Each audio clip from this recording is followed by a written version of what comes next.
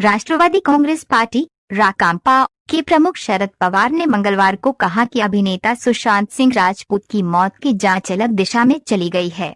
सोलापुर जिले के पंढेरपुर में पत्रकारों से बातचीत करते हुए पवार इस मामले में सीबीआई की जांच में प्रगति के बारे में सवाल उठाते दिखे। इस मामले की शुरुआती तफ्तीश मुंबई पुलिस ने की थी। पवार ने शिवसेना सांसद संजय राउत और बीजेपी के वरिष्ठ नेता देवेंद्र फडणवीस के बीच पिछले हफ्ते हुई मुलाकात में किसी तरह के राजनीतिक मायने होने की बात को खारिज किया।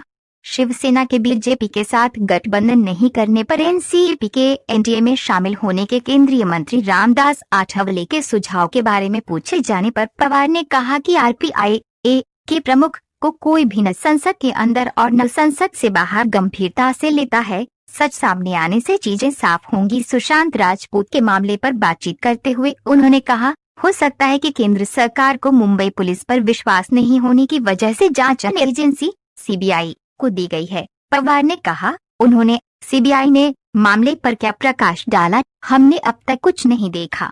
खुदकुशी के कोड को अलग रखकर अब अजीब चीजें निकल कर आ रही हैं। अब जांच अलग दिशा में चली गई है। उन्होंने कहा कि सच सामने आने पर चीजें साफ हो जाएंगी।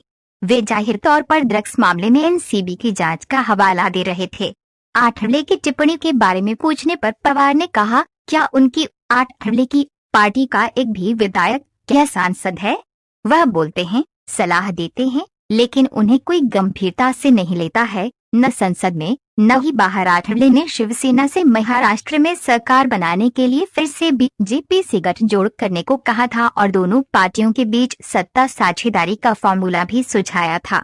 फडणवीस राउत के बीच हुई मुलाकात के संबंध में किए गए सवाल पर पवार ने कहा, अगर किसी अखबार का संवाददाता या संपादक दूसरी पार्टी के नेताओं का साक्षात्कार लेता है तो इसका मतलब ये नहीं है कि वे यह पार्टी से जुड़ जाता है। पवार ने कहा, जब राउत ने शिवसेना मुखपत्र सामना के लिए मेरा इंटरव्यू लिया था तो उन्होंने घोषणा की थी कि वे मुख्यमंत्री उद्धव ठाकरे का इंटरव्यू करेंगे। राउत ने स्पष्ट किया है कि वे बीजेपी नेताओं का इंटरव्यू लेंगे।